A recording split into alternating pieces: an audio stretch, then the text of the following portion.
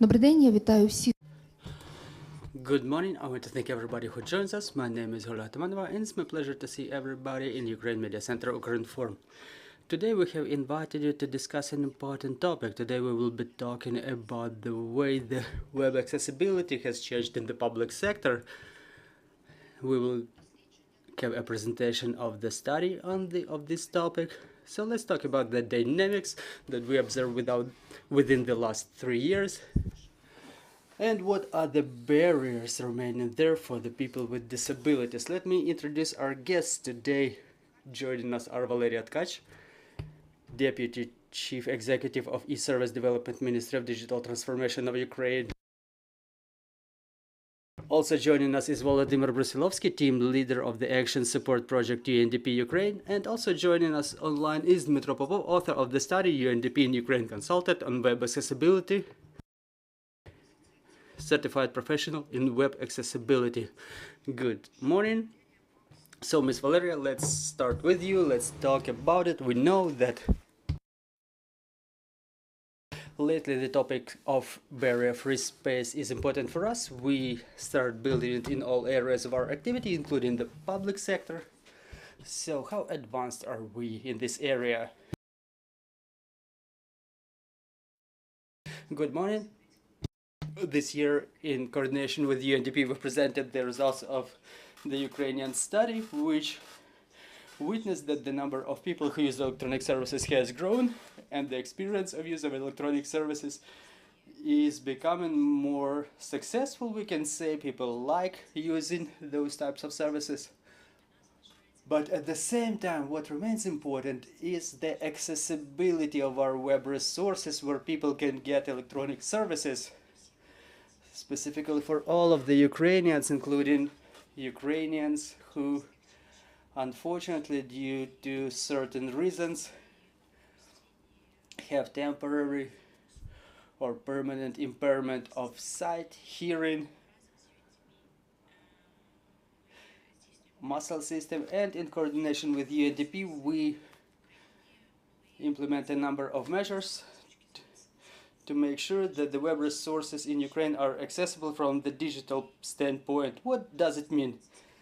That people can use screen readers, people can use the services without the use of the computer mouse, all those things that are unnoticed by the majority of the users but are important to that minor fraction of the users.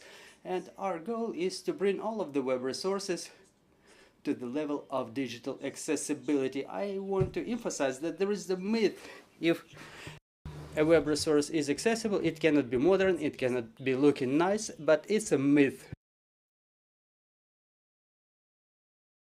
A myth that we debunk. We have a DIA without barriers page. It's accessible. We've developed it with the support of UNDP. It's modern, it's beautiful, and it reflects all of the most cutting-edge elements of design. Also, I need to highlight that all of the services that we create, they undergo the inspection. They are being inspected for accessibility.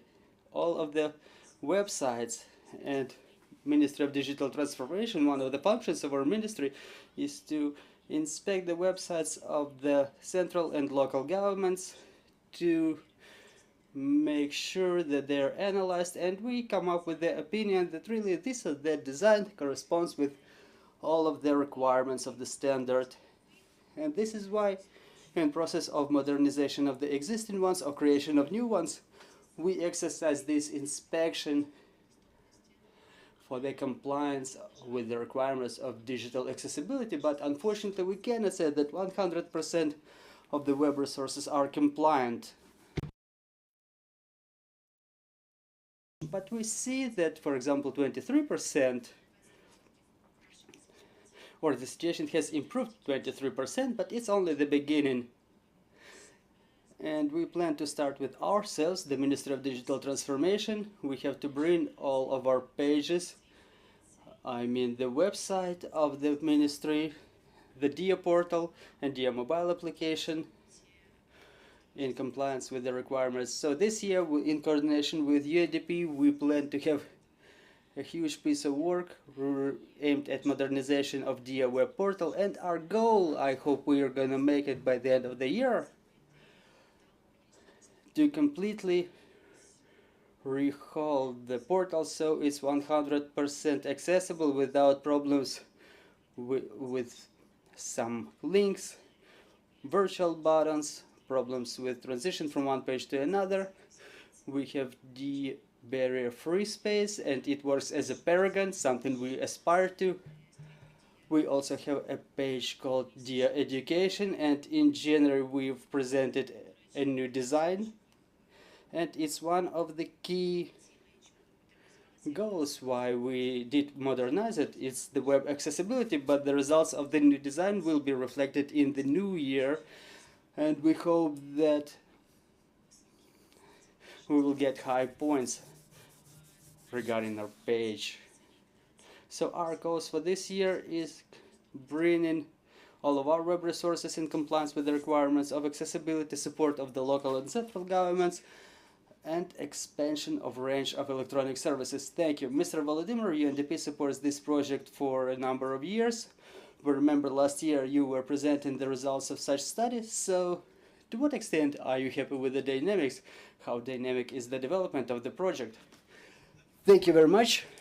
In response to your question, I would like to say a couple of words to expand on what Valeriia has said. We live in a digital world, and given that we have war waging in Ukraine, we have DIA, we have a lot of other digital services built, and digitalization is not an additional component of efficiency of the state or of the business, but is the key strategy to improve the efficiency and accessibility to the services and to improve the functions of the government.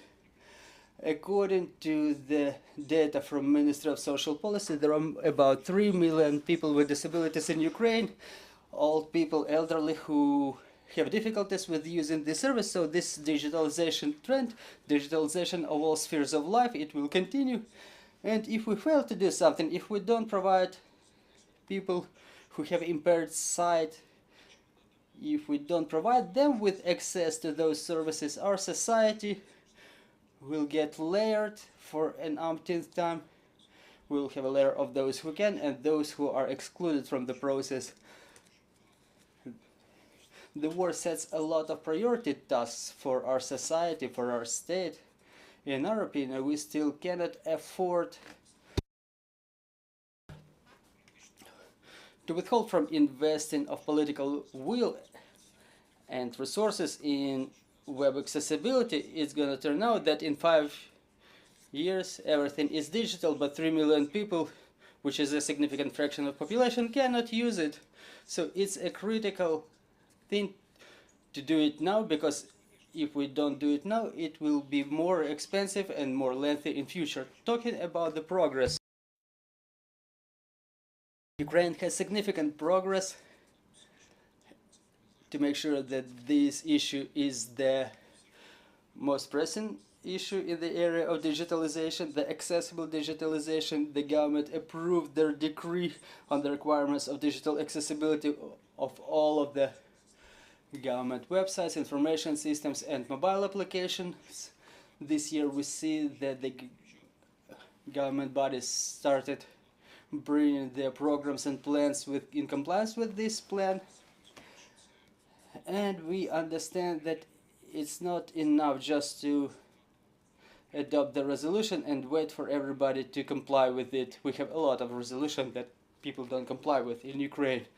So Ministry of Digital Transformation will continue the support by education programs, by trainings, by creation of teams that will support our other bodies to help them to bring their web resources in compliance with the requirements. We will exercise the annual monitorings that will become the gauge to identify the progress of the absence of such progress.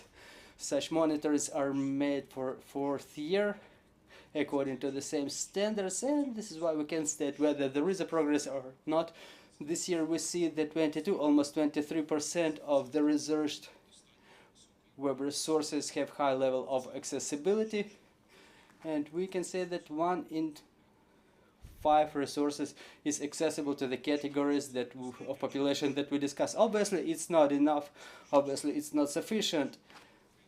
Talking about the experience of Europe and the United States, it's very little. It has to be changed, and we hope that this year will be a breaking point when all the preparation works that was being done within the previous years, like adoption of the standards, adoption of the requirements. This year we will be able to change this trend from evolutionary to extensive revolutionary trend, when we will be able to demonstrate significant changes in the beginning of this year, when we see some significant growth. So in response to your question, we see all the premises for the progress, but the progress so far does not exist just at the level that we would like to see it. But hopefully next year we will meet again and we will be able to state that things got better. Thank you very much. Thank you, Mr. Dmytro. I hope you're with us. I hope you're hearing us, so please join our conversation and present the study itself, please. Good afternoon. Give me a quick second. Let me put the presentation on the screen.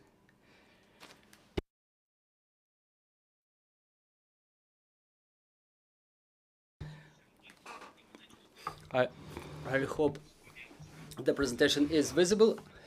I hope you can see and hear me clearly. So let me present the results of the monitoring of the basic accessibility of the 100 websites of the state bodies that we've exercised in the beginning of the year 24. So let me give you a quick explanation in the beginning. The subject of our study is the web accessibility that we understand as a concept when digital products are being developed in a way that they are accessible for all categories of population, including people with disabilities. For example, we can use screen readers, or people who cannot use it, they can use the keyboard. So those are the technical requirements to the existence of the services. Existence of the internet web is not a subject to the study and is not a subject of accessibility. And talking in legal terms, accessibility is compliance with the government standards, with the state standards. And as Volodymyr was mentioning, I'll repeat it, is the adoption of standard 301594 in the year 2022 and translation of the resolutions WCAG 2.1, the web accessibility guidelines that regulate digital accessibility all around the world, and adoption of the resolution number 757 that made the requirements mandatory for the websites of the executive authorities, and the trainings that we hold once a year to increase the awareness, to raise the awareness on web accessibility. The goal of our research is to identify the existing shortcomings of web accessibility and to support their mitigation. Every year we have such monitoring. We digitalize the dynamics of changes of the digital accessibility. So let me tell you about the methods of our research. So we check all of the components, and the website get 1 point for one component compliant with, and 0 if the component is not complied with. And in the end, a website gets a score from 0 to 10, and thus they correspond the high, medium, or basic level of accessibility. I'm saying basic accessibility because compliance with all 10 components doesn't mean compliance with the accessibility standards. They are just the basic fundamental things that are critical for the users. So let me tell you about every component. First, the contrast of the text. It's important for the people with partial sight impairment. The availability of alternative text is important for those users who use screen readers. Another component is existence of the text for all of the hyperlinks, existence of text marks for all buttons, and existence of text marks for all of the field forms. It's important for the people with impaired sight to have a text mark to be read over the link. So program identification of the language of the page, so it's important along with the correction of mistakes. So we check the first 7 components using the automatic means, and the other 3 components from 8 to 10 we check in manual mode, like presence of the mechanisms for quick transition to the main content of the page. Sometimes we can use tab and enter to proceed to the main content of the page. Is very convenient for the users who cannot use the mouse. Also marking of focus of keyboard and full support of keyboard, so all of the functions can be fulfilled without use of the mouse. So those are the 10 basic components. Talking about the least compliant components in the largest number of websites, so they are the component number 8, absence of a quick link to main content of the page. This problem complicates the convenience of the use of the website for the people who use the keyboard. 19% of the sites only have such link. The contrast of the text is probably the biggest and the most typical problem. With the contrast of the text does not comply with the standard. It's lower than 4.5 to 1.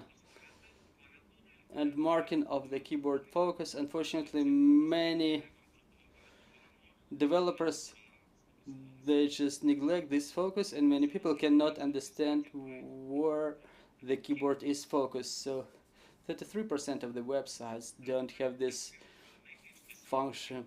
And talking about the most complied with components, I would like to draw your attention to the fact that sometimes in the websites some elements may not exist in the websites, which means that the website comply with this component. It's an approach described with WCAG, so high percentage doesn't necessarily mean that the component is complied with, and the lowest percentage doesn't mean that it's not complied with.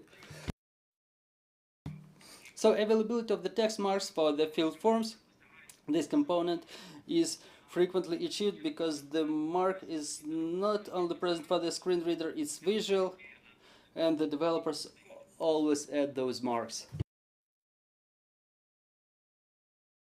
Availability of text marks for all of the buttons, and existence of alternative text for all of the images. So we check the presence of alternative text, but we don't check its quality because this component is checked in automatic mode. If we analyze the results of this year, I want to add that we only analyze those websites which we check for the second time, because every year we have some changes, some technical things, and this year we've replaced 5 sites, and we've made a comparison for 95 websites. So 23 out of those sites increased their basic accessibility, 52 did not change, and 20 decreased their level of accessibility, which means that accessibility may not only improve but also decrease. The leaders of the accessibility, they are bigger in number this year, is the Dear Barrier-Free Space, which was among leaders last year. Also, we've added the websites of the Vinnytsia Regional State Administration, the Lviv Regional State Administration and Kharkiv Regional State Administration. First three sites have 10 points and Kharkiv Regional State Administration has 9 points. So we have the websites which have high level of basic accessibility. Talking about dynamics, the winner is the Vinnytsia Regional Digital Administration website. It got 6 points plus by the indicator of basic accessibility. Also the Ministry of Economy plus 4 points. The websites of Lviv, Poltava Regional State Administration, Electronic Cabinet for people with disabilities, because this is a website exactly for the people with disabilities, and the Volyn Regional State Administration website. All those websites added 3 points to the indicator of basic web accessibility. Now you're about to see the distribution of components during the 3 years. We may see that, I apologize, not the components but the levels of basic accessibility. The high level this year have 3 sites. Meanwhile, in 2024 it was only 1 site. Also sufficient level in 23 is achieved by 18 sites. Meanwhile, in 21 it was only 12. Medium level is achieved by 51, with 48 in 21, and low is achieved by 27 with 39 in year 21, which means that the low level has decreased. And we can state that the dynamics is quite positive in terms of accessibility to web resources. We have lower number of sites with low-level accessibility, and the number of the websites with medium and high-level accessibility is growing. So what are the conclusions? The training of web accessibility assists the improvement of the accessibility, because those bodies, representatives of which were asking for our advice, or those who were attending our trainings on web accessibility, they improved their level of basic accessibility the best. However, unfortunately, 97% of the websites still have problems with web accessibility, and the services in those websites may be inaccessible for certain categories of people with disabilities. And we have a number of recommendations. We recommend to the owners of the websites with the low or medium level of basic accessibility to initiate the modernization of their web services and take into account the needs of low mobile groups of population, because the presence of critical errors makes the websites inaccessible for certain categories of users. And for the owners of the websites with sufficient or high level of basic accessibility, we recommend during the next planned modernization to take into account the errors of accessibility if they exist. And for the owners of all websites, we recommend to implement periodic audit of accessibility of their websites, because unfortunately, as we see based on the results of our research, the accessibility may be deteriorating. For example, it may be deteriorating with implementation and adding of new services, new tools, and so on and so forth. So some tools are implemented without the check of their accessibility. So any new service that is being commissioned should be inspected for web accessibility, and every owner should exercise such inspection to make sure that they at least remain on the same level of accessibility. More information about this study and previous studies of the years 22-21 and also the series web accessibility, web accessibility guidelines. They are all present on the DIA website. In the section of barrier-free space, you can see the QR code to the link. Well, that's it for me, everything that I wanted to present.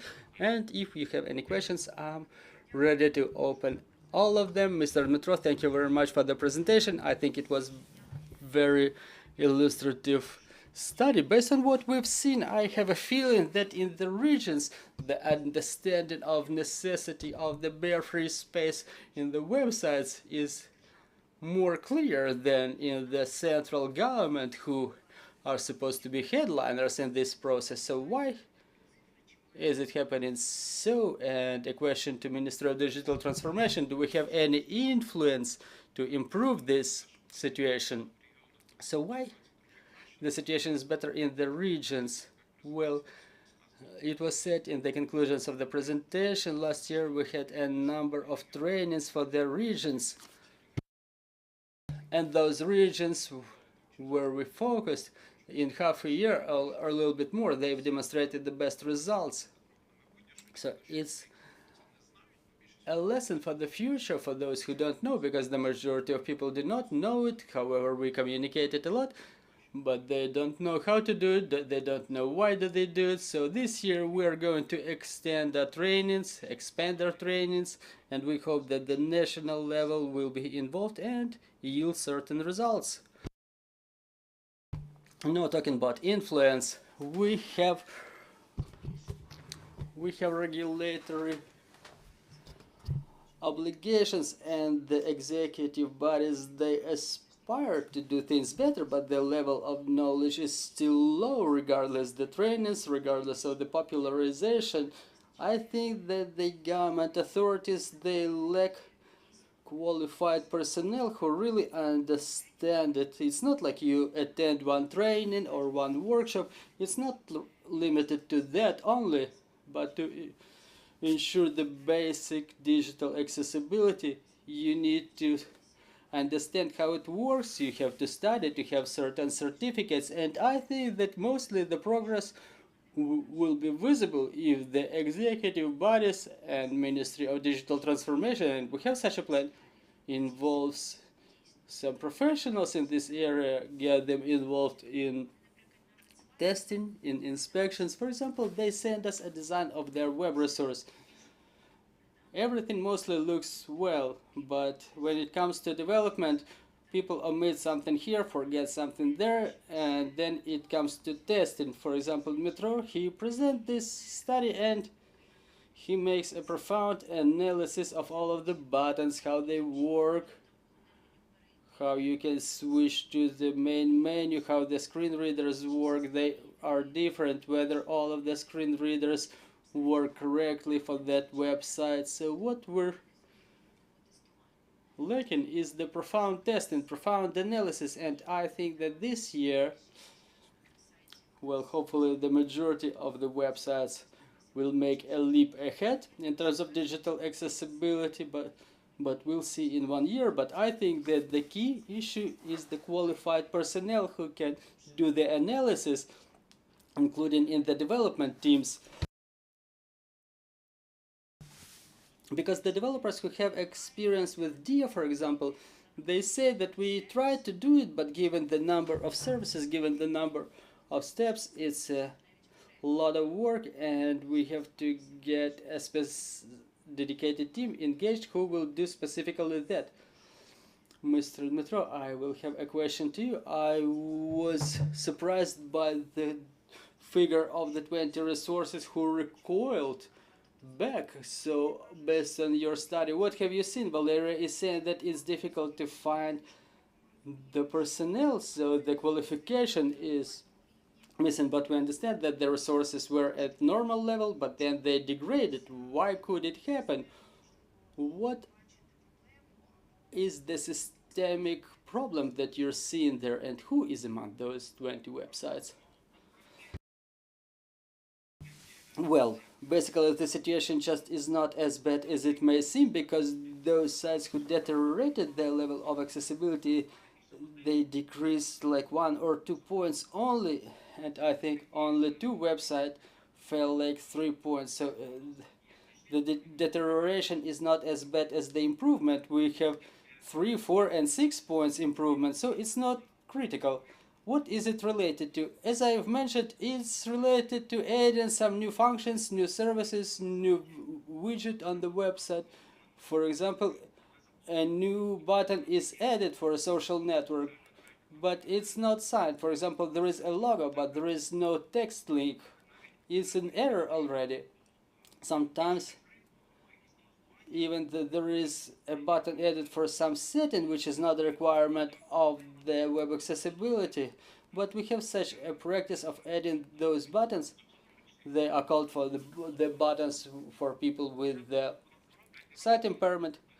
So people make a button, but it's not accessible. It cannot be activated from the keyboard. It's an error again. So as I've mentioned, it's related to the adding of more elements. Or for example, they write an alternative text for the news, and then probably an editor or internal policy may have changed, and they stopped adding the alternative text to the images. So they are not global situations, but in accordance with our methodology, they are a violation because some of the components is not complied with. Thank you very much. Dear colleagues, let's proceed to the questions from the floor. Oksana Polishuk, Ukrinform. My question is, how much a modernization of the services costs, taking into account all of the requirements of the government standard? And another part of the question is, what are the sources of funding that are contemplated now? Are they the budget money or are they the grant costs? So how the project is funded, and to what extent is this funding critical for the time being? What's your opinion? The point is that when a new web resource is being created, like a portal or something, the implementation of all those requirements, in fact, is not something that influences the budget.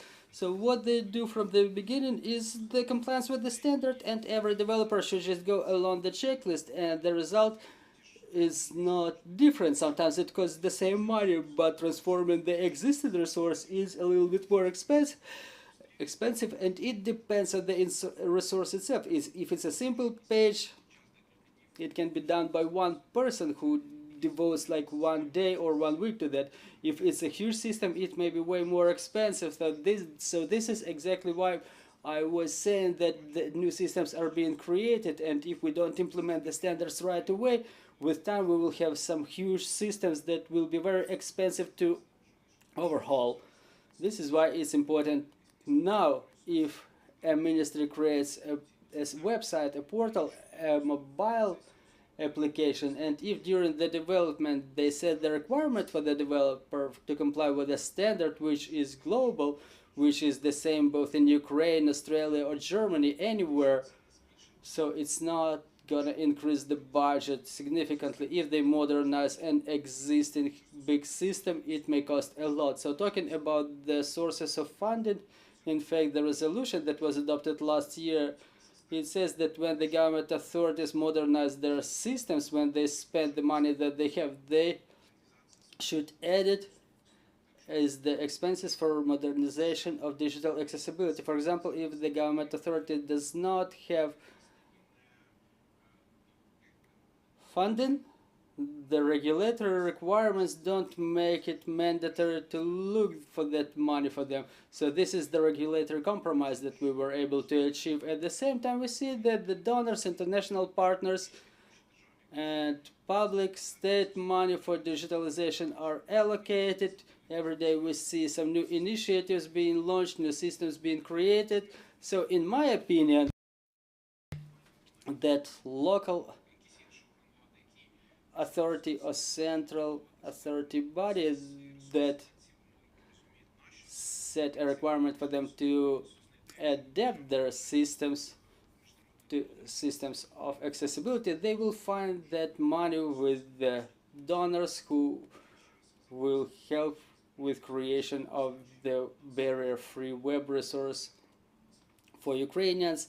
As I mentioned, we have 3 million of people with disabilities. Every day we're getting more of them. People get injured in the war. Well, we all understand that now the money is less than before the war. Everybody understands that the priorities are different, but I am sure that any government body who wants to do that, they can do it. Well, I cannot give you the exact figure. Well, look, maybe Mr. Dmytro may say he's expert on the technical part of web accessibility, but talking about our experience, the website of Ministry of Culture and Information Policy that was modernized recently, we were consulting them how to do it in the most accessible way possible. It did not increase their budget. They just took into account our recommendations. Dmytro, maybe you can add something. Maybe there is some evaluation of some conditional system in terms of cost of its adaptation. Well, you've said everything correctly. It depends on the stage where we start, and if we develop the website from the beginning with the count of all of the requirements, so it will be there will be no additional expenses. Additional expenses maybe up to 50% of the testing, well, because more testing will be required, and people who do the testing may not possess relevant skills, and probably we will need to have the professionals engaged. And talking about development, it's all limited to checklists. For example, when I develop a product, I provide a list of requirements to be taken into account for the designer. For example, I tell the designer the contrast should be at least 4.5, and he marks it, and it creates no additional expenses. Or for example, to add a link to the button, it costs nothing. Sometimes additional resources may be needed to create the subtitles, the gesture language, alternative text, but it's more about content resources which have a lot of videos, images. And talking about the government websites, they are the tools that provide some forms to fill, but they don't have a lot of such content as videos or images, so it's not so expensive. Thank you very much.